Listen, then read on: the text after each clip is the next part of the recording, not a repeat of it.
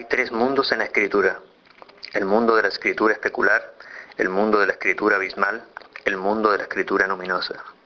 La mente evoluciona en el tránsito de uno a otro y se ejercita en la construcción de sus propios mundos.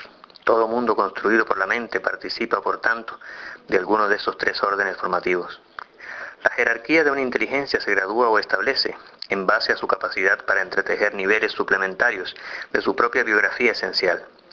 Por lo general, una mente sumergida en el progresivo caos de lo cotidiano se somete a una sola línea biográfica y se conforma con ella, pues le falta el espacio vital metafísico para el desarrollo de sus líneas suprarracionales.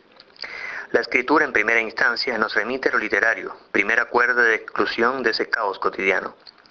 La dimensión de lo literario aporta a la mente una densidad, una inestabilidad, una sospecha, que en conjunto propician la aparición de algo semejante, siquiera remotamente, a un nuevo nivel biográfico suplementario.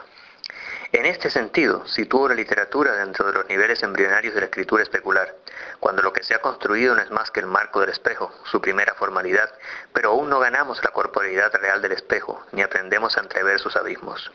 Por tanto, la literatura en su estado nuclear no nos aporta una sobredimensión, y ni siquiera aún una efectiva promesa o un plan sólido, o al menos creíble, de superación de lo cotidiano.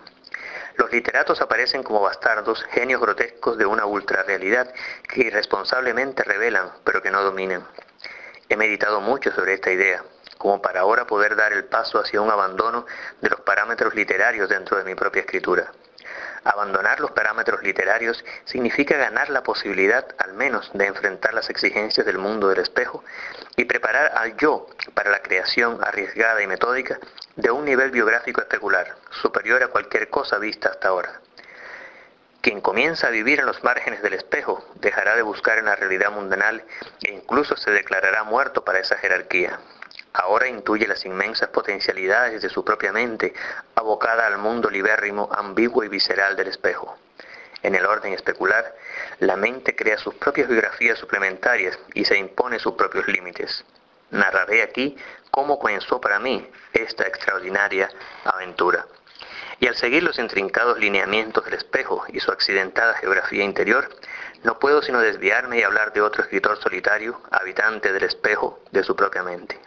Hablaré de un tiempo y un espacio deliberadamente autárquicos y narcisistas. En este orbe sigiloso vivió y escribió Carlos Otrebla, a quien me unieron ciertas metas, ciertas visiones, ciertas artes epistolares perdidas. Siendo joven, Otrebla se interesó por la relación entre el ordenamiento circular de la música y el ordenamiento paradojal de los sueños.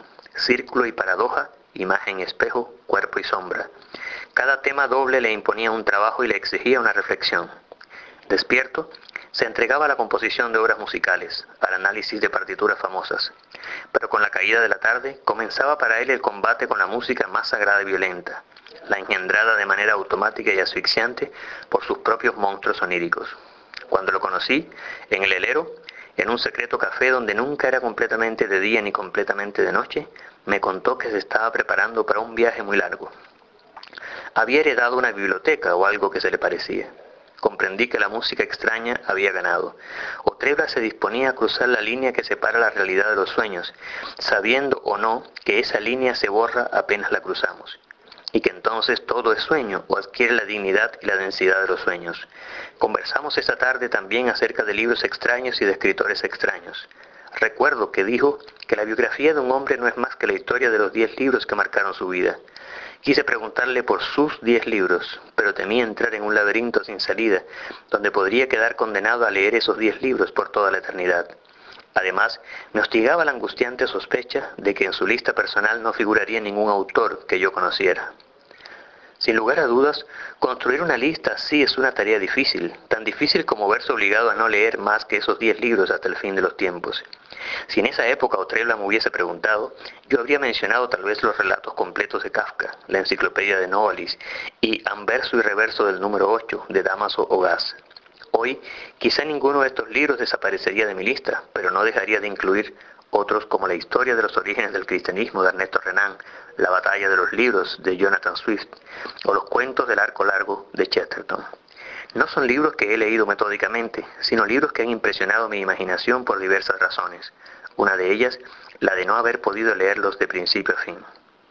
Una biblioteca es un edificio, cada libro es una habitación, y cada habitación tiene su propia estructura y un modo particular de excitar o eventualmente defraudar los sentidos y el intelecto. En algunas habitaciones no entramos por miedo y en otras porque hemos perdido las llaves. El miedo me interesa más que el azar y el miedo indirecto más que el miedo directo.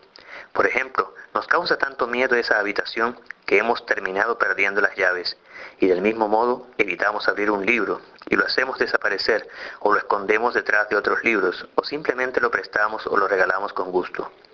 El miedo ante un libro puede asumir las más diversas formas. Por ejemplo, está el miedo a no entender un libro, el miedo a reconocer nuestra propia ignorancia.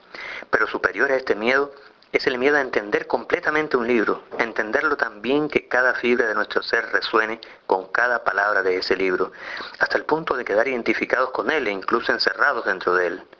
De ahí también el miedo de leer demasiado. Aunque tal vez abunde más, por ser más simple su intelección, el miedo a leer demasiado poco, el remordimiento narcisista de perder la posibilidad de viajar y conocer mundos de ensueño, paliativos de nuestra miseria existencial y de nuestra incapacidad para encontrar adecuada satisfacción en los productos de la mente y la fantasía. Hablé con Otrella esa tarde acerca del miedo de leer y el miedo de escribir. Él me dijo que lo mejor para vencer el miedo de escribir es escribir acerca del miedo. Y mencionó un libro muy raro, escrito por un amigo suyo, donde se habla de un personaje que entra por accidente en una extraña habitación de hotel y va describiéndola, estudiando los detalles, hasta que al final termina dándose cuenta de que en realidad esa habitación corresponde a un libro misterioso que leyó en su remota infancia y dentro del cual él mismo ha quedado atrapado. Es decir, su mente profunda no ha podido librarse del influjo de ese libro, pese a que no volvió a leerlo desde que era niño. ¿Esto qué significa?, preguntó Otrella. Yo le dije que también la mente es un edificio, así como una biblioteca es un edificio. La mente vendría a ser un edificio de edificios. Cada edificio con muchas bibliotecas, cada biblioteca con muchas clases de libros, algunos verdaderamente extraños o monstruosos, como aquellos que equivalen a las regiones clausuradas del inconsciente o a las regiones devastadas de los sueños. Lo que hacemos en los sueños es vagabundear por esas bibliotecas interiores de la mente, y al igual que en la vida cotidiana, evitamos abrir ciertos libros y pasamos sin mirar por delante de ciertas puertas, puertas protegidas por gruesos candados. Lo que ocurre con la locura es que allí el sueño llega a ser lo más cotidiano. Carlos Otrella sonrió y me dijo luego algo así como que, por desgracia, ni usted ni yo estaremos bendecidos nunca por la locura. No esté tan seguro, le respondí. Todo depende de nuestro esfuerzo, de la intensidad de nuestro trabajo futuro y de nuestro deseo presente. Él aceptó esto, al menos, y no quiso adelantar ninguna información especial acerca de su gran viaje, pues a fin de cuentas, es posible que todo se reduzca a un continuar hundido en los libros, en el miedo a los libros. Yo no hablé entonces de mis recientes investigaciones en torno a las escaleras que podemos encontrar en ciertos libros y que nos permiten superar la distancia mortal entre la realidad y los sueños. No le dije que la casa donde él vivía se hallaba desde hacía tiempo vigilada por nosotros y que él mismo era ya, sin saberlo, uno de los nuestros. La orden de la escritura onírica del dragón no existía en la mente de Carlos Otrella, a no ser como leve presagio de iluminación y catástrofe. Durante cientos de años la biblioteca áurea de la Casa de la Tortuga había permanecido en total abandono, pues ninguno de nuestros guardianes e inquisidores había querido hacerse cargo, tal vez porque la conocían demasiado y sabían en su fuero interno la dureza de la labor exigida. Además, estaba el oscuro asunto de las profecías de Nathaniel Retamarris, un asunto vastamente discutido en los círculos interiores de la orden. Las escrituras proféticas de Retamarris nos intimidaban a todos, constituyéndose en una especie de espada de Damocles que pendía sobre las cabezas de todos los candidatos. Quien llegara a la Casa de la Tortuga para hacerse cargo de la biblioteca áurea, nunca más podría abandonar esa tierra hechizada. Quedaría prisionero de los 1000 sortilegios escondidos en los libros favoritos de Nathaniel Retamarris y tendría que hacerse cargo de cada una de las tareas que habían quedado inconclusas a la muerte o retirada simbólica del último bibliotecario. Desde el principio, Otrella dio señas de una rara maestría en la construcción de los niveles suplementarios de su biografía esencial. Anticipó muchos de los escritos proféticos de Retamarris y, lo más importante, logró detectar la mayor parte de los espejos y abismos contenidos en esos escritos. Creó para sí mismo una identidad misteriosa de lector especializado en libros fragmentarios y abstrusos. Aprendió a leer entre líneas en Nathaniel Retamarris y aprendió a imaginar las más complejas evoluciones para sus escrituras incompletas. Lo perdí de vista durante años, pero solo de vista. Recibí cartas suyas en las que me hablaba de su soledad y de su trabajo en soledad, pero en general el tema que más tocaba en sus cartas era el de los caminos abiertos en la escritura de Retamarris y el de los caminos descarriados en la infinita lectura que estaba por venir. Cada día descubría nuevos libros en la biblioteca áurea, hasta que de pronto los libros se terminaron y Otrebla empezó a inventar títulos de libros y nombres de autores. En una palabra, comenzó a desvariar, es decir, comenzó a madurar para su verdadero trabajo. Cierta vez me habló de un libro gigantesco que ocupaba todo el piso de una habitación y en cuyo centro había una escalera. Él trató de bajar por la escalera, pero recibió un golpe en la cabeza y antes de desmayarse creyó escuchar una voz que le decía que primero debía leer el libro y después bajar por la escalera. Otro día volvió y encontró un libro abierto por una de sus páginas donde había una escalera pintada. Era un tratado para construir escaleras. Lo leyó entero una vez, 2 veces, y notó con estupor que cada vez que lo leía, el libro cambiaba de tono y de orientación. Un día era un tratado de cine, otro un manual de recetas de cocina, y otro un método de composición musical o un himnario cristiano.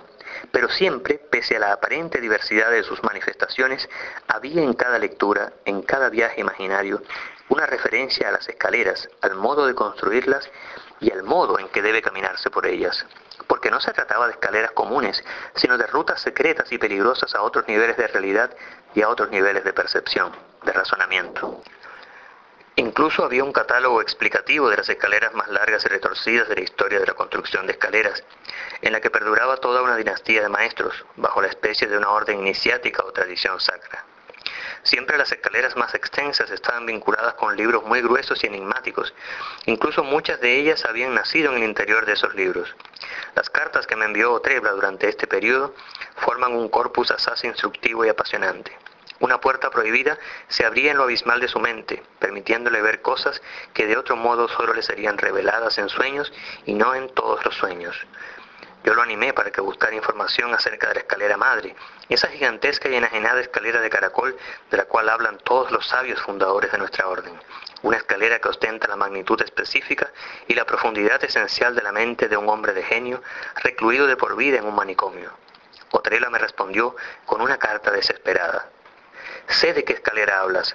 Para averiguar el detalle más nimio de esa escalera, tendría que romper los cerrojos de las puertas de acceso a ciertas habitaciones muy enterradas en la estructura de esta casa y leer en esas habitaciones unos libros enormes, escritos en un lenguaje intimidatorio y acaso indescifrable. Libros que no hablan de técnicas de construcción de escaleras, sino de peldaños de una única escalera, que es esa escalera de caracol a que aludes. Para la construcción de cada peldaño de esa escalera se necesita leer una serie de volúmenes farragosos, repletos de interlocuciones arcaicas e instrucciones poco verídicas.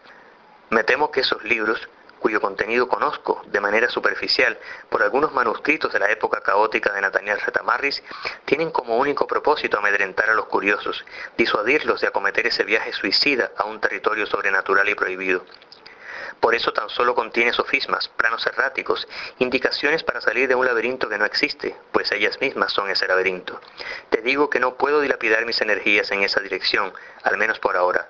Estoy a punto de pensar que la casa no posee un límite en el espacio, así como no hay un límite para la arquitectura de los sueños, para la arquitectura de la mente, y una parte de mí quiere protegerme desesperadamente de ese conocimiento. Carlos Otrebla entraba en los laberintos de la literatura especular, donde la escritura suplanta a la literatura. Yo seguía de cerca sus hallazgos, pero nada podía hacer para acompañarlo, pues debía dejar que él comprendiera la magnitud de su propio miedo y el sentido de su propia tarea. Pasaron años y las cartas me empezaron a llegar con meses de retraso. La casa de la tortuga se cerró sobre sí misma, agudizó sus ángulos y oscureció sus símbolos, de modo que quien llegara hasta ella se encontraría con un desfase de 2 siglos hacia adelante o hacia atrás en el tiempo. Fue una época difícil. Yo, impedido por la jerarquía de la orden para viajar a Nucimbalta, me dediqué a profundizar en mis propios trabajos teóricos. Vagué por los barrios fantasmas de la ciudad, me hice adicto a callejones sombríos y pórticos milenarios. Rehice mi biblioteca, me entrené en intrincadas soledades y en ardientes amores. Durante todo ese tiempo recibí más de 1000 cartas de Carlos Otrebla, en las que me contaba los preparativos para su peregrinación por la escalera de caracol, preparativos que incluían el saqueo de las habitaciones subterráneas de la casa de la tortuga, el aprendizaje de nuevas lenguas y la creación de los más extremos y desquiciantes niveles suplementarios de su propia biografía esencial. Un año o un siglo después, recibió la noticia de que se le había conferido el título de maestro del septenario del sueño, luego del minucioso examen de su nutrida correspondencia con el señor Letgasal Dortiformes. Fue entonces cuando se me autorizó a invitarlo a mi casa de El Helero, para comunicarle todo lo concerniente a la historia oculta de nuestra orden.